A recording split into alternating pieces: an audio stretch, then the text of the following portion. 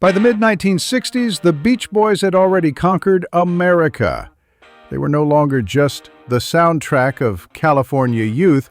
They had become one of the most successful and respected bands in the world. But inside the group, a storm was forming, and its epicenter was Brian Wilson. The man who had masterminded the band's biggest hits was no longer content to simply write catchy surf anthems. He wanted to push beyond the limits of pop music, to create something so ambitious that it would change the way the world viewed rock forever.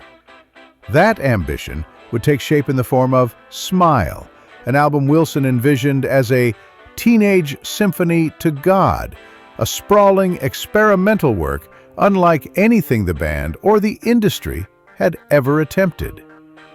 But the recording sessions for Smile would not be remembered for their innovation alone.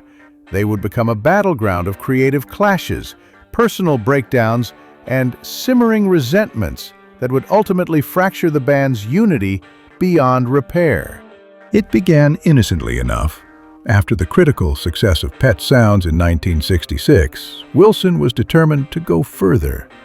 While the rest of the band toured, Brian stayed behind in Los Angeles, working with lyricist Van Dyke Parks on an entirely new sound, layered harmonies, modular song structures, and a mix of rock, jazz, classical, and avant-garde experimentation.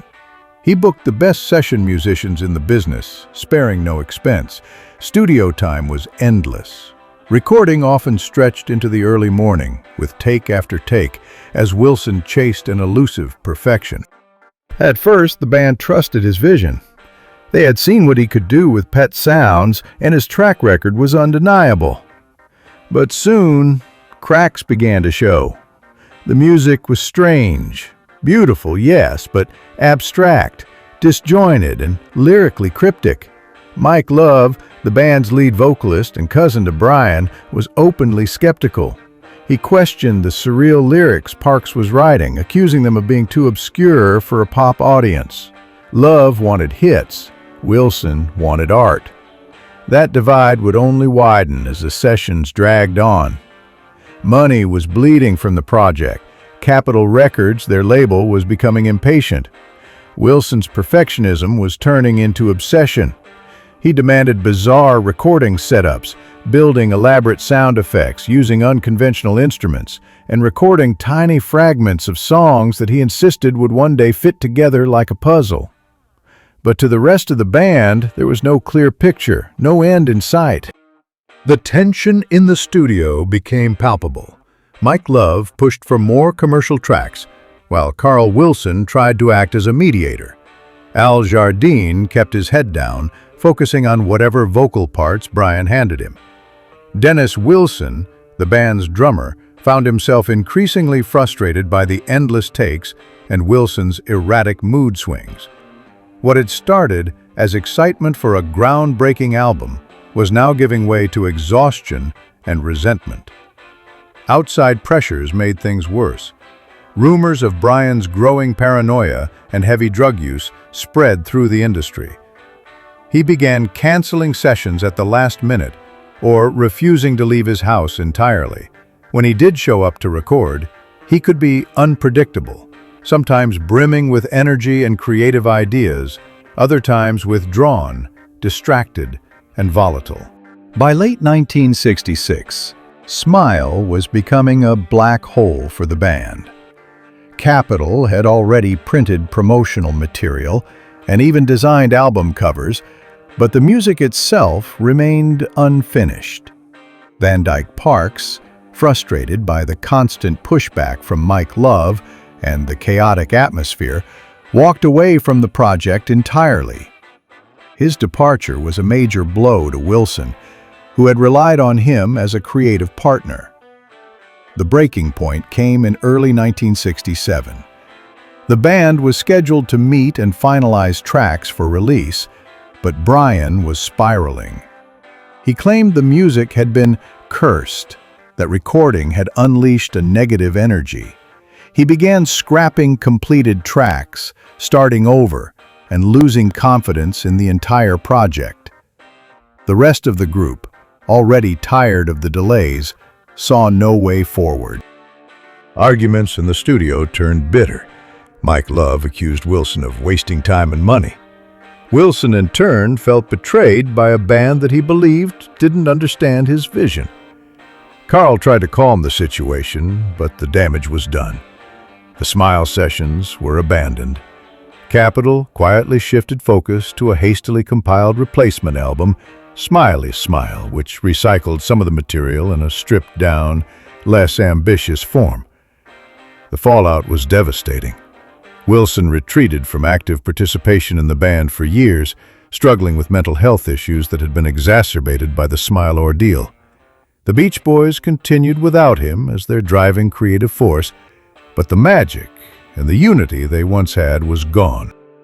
In the years that followed, Smile became rock's most legendary lost album, a symbol of what happens when ambition, ego, and pressure collide.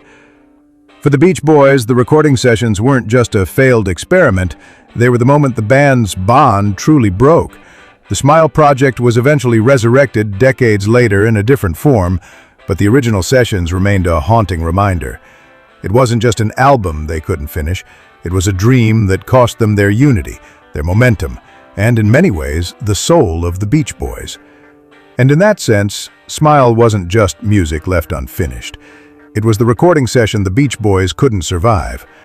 One of the most infamous episodes during the Smile sessions came when Wilson attempted to record the track Fire as part of a larger suite he called The Elements. To capture the feeling of flames, he brought actual fire helmets into the studio, dimmed the lights, and had musicians play while surrounded by burning wood in buckets. Days later, a building nearby burned down, and Brian became convinced that the recording had somehow caused it. This bizarre moment cemented the perception among some band members that Brian's creative methods had crossed into dangerous territory. Meanwhile, the cultural climate was shifting rapidly. The Beatles were working on Sgt. Pepper's Lonely Hearts Club Band, and Wilson felt the pressure to match or surpass their achievements. What had once been an internal artistic journey now felt like an international competition. Every delay in Smile's completion fed Wilson's anxiety, and every new Beatles release seemed to tighten the vice around his creativity. The friction between Wilson and Mike Love became legendary during this time. Love's practical, business-minded approach clashed with Wilson's experimental spirit.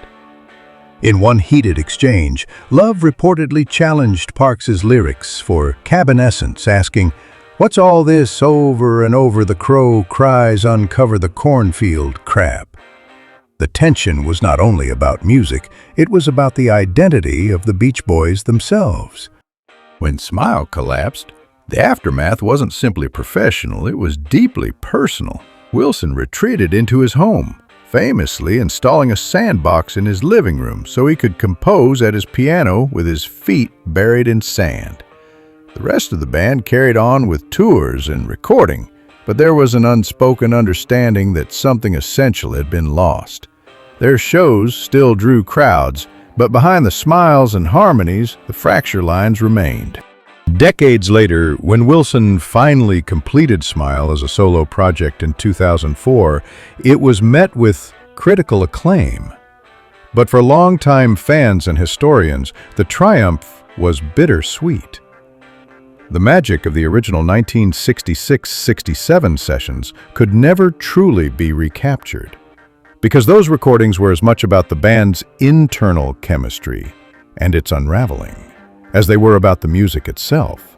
The Smile saga had become a myth, a cautionary tale about the cost of pushing artistic boundaries without a safety net, and a reminder that even the brightest creative visions can burn too brightly to last.